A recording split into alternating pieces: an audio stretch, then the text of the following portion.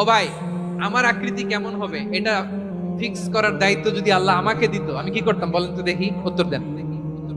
হ্যাঁ, সুন্দর করে নিজেকে সুশোভিত করে, শুভ্র ফর্সা ড্যাশিং ফ্যাসিনেটিং স্মার্ট করে নিজেকে তৈরি করতাম, ঠিক কিনা? কোন নারীকে যদি তার চেহারা, রং, গড়ন, অবয়ব, দেহাবয়ব, আকৃতি, শেপ কেমন হবে এটা ফিক্স করার দায়িত্ব যদি আল্লাহ তাকেই দিয়ে দিতেন, সে নিজেকে সবচেয়ে সুন্দরী, সবচেয়ে রূপবতী করে তৈরি করতো, ঠিক কিনা? তো এটা আল্লাহ তাআলা দেন নাই, এটা পরীক্ষা হিসেবে রেখে দিয়েছেন। আল্লাহ কাউকে ফর্সা বানিয়েছেন, এটা তার জন্য পরীক্ষা। কাউকে আল্লাহ শ্যামবর্ণের বানিয়েছেন, এটা তার জন্য পরীক্ষা। কাউকে আল্লাহ নারী বানিয়েছেন, এটা পরীক্ষা। কাউকে পুরুষ বানিয়েছেন, এটাও পরীক্ষা। চিল্লায় বলেন আল্লাহু আকবার। সে আল্লাহ বললেন, গোলাম আমি হলাম মুসাওয়ির, আকৃতি দানকারী, the fashioner, the shaper, the designer.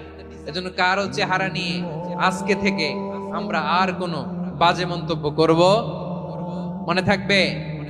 আমার মায়েরা, বোনেরা, মহিলা প্যান্ডেলে যারা শুনেছেন, আপনারাও আপনার কোনো বোনকে কখনো তার চেহারা নিয়ে, আকৃতি নিয়ে কটু কথা বলতে পারবেন? আল্লাহ আমাদেরকে যাকে যেরকম বানিয়েছে এতেই আমরা হ্যাপি, ঠিক কিনা? অন্যেরটাও বলতে পারবেন না, নিজেরটাও পারবেন না। হায় রে আমি এত কালা কেন, হায় রে আমি এত খাটো কেন, হায় রে আমি এত, এগুলো বলা যাবে? এটা আমাদের একটা বড় আকীদার সাথে কন্ট্রাডিক্ট করে। সেটা হচ্ছে আর রিদা বিল কাদা।